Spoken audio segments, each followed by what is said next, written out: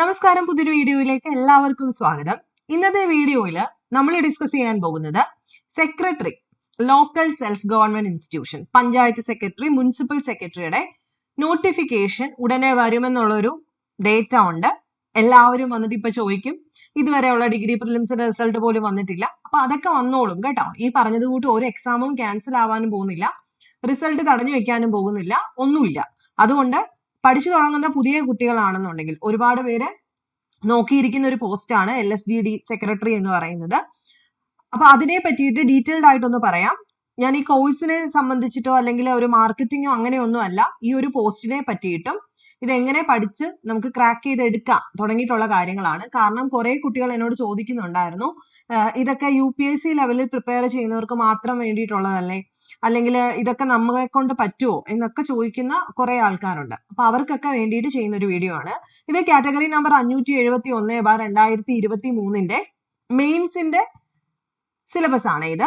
അപ്പൊ അതിന് മുൻപേ ആയിട്ട് നമുക്ക് എല്ലാവർക്കും അറിയാം, പ്രിലിംസ് ഉണ്ട്. ഡിഗ്രി പ്രിലിംസിന് ശേഷമായിരിക്കും ഇതിന്റെ മെയിൻസ് ലിസ്റ്റ് ഇടുന്നത്. അപ്പൊ പ്രിലിംസ് എന്ന് പറയുമ്പോൾ നമ്മൾ എല്ലാ പ്രാവശ്യവും പറയുന്നത് കൂട്ട് തന്നെ എല്ലാ വർഷവും ഏകദേശം ഒരു മെയ് ജൂൺ മാസത്തിലാണ് ഇതിന്റെ പ്രിലിമിനറി നടക്കാൻ പോകുന്നത്.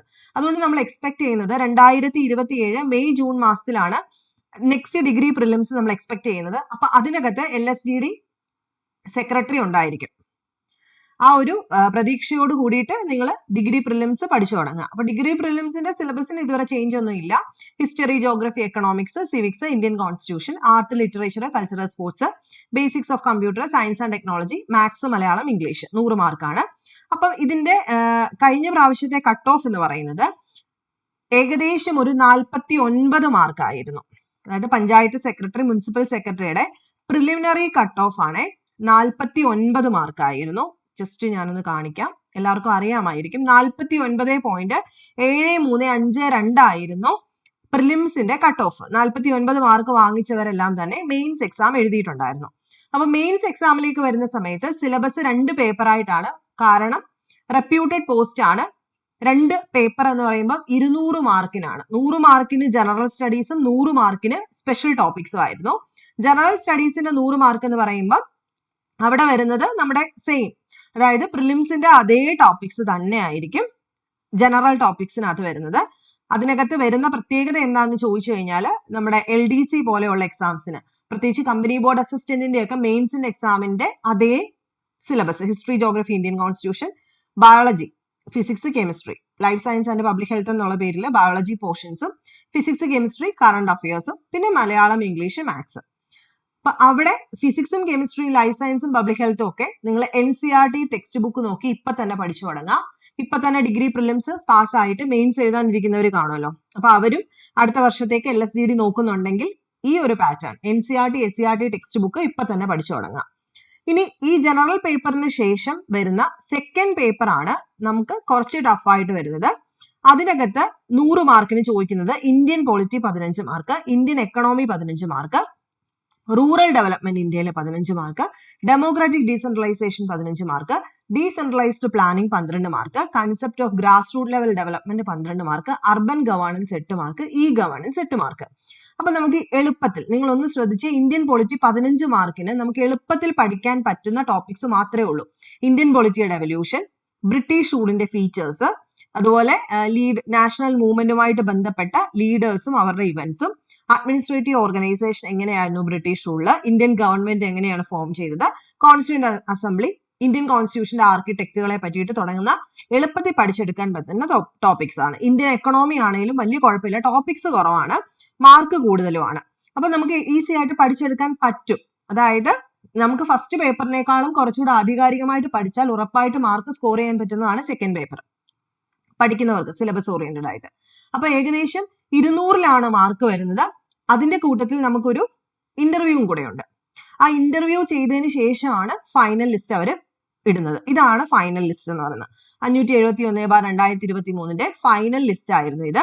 ഇതിനകത്ത് കണ്ടോ, അതായത് ഫസ്റ്റ് റാങ്ക് എന്ന് പറയുന്നത് 125 മാർക്കായിരുന്നു. 125 മാർക്ക് ഇന്റർവ്യൂവിന്റെ മാർക്കാണ്. ഇതേ കണ്ടോ, 23 മാർക്ക് ഇന്റർവ്യൂ. അങ്ങനെ ടോട്ടൽ 148.66 വാങ്ങിച്ച ആളാണ് ഒന്നാമത്തെ ലിസ്റ്റിനകത്ത് വന്നിട്ടുള്ളത്, റാങ്ക് നമ്പർ 1. അതായത് 200-നകത്തല്ല, 200-ൽ 125 മാർക്കാണ് ആള് സ്കോർ ചെയ്തത്.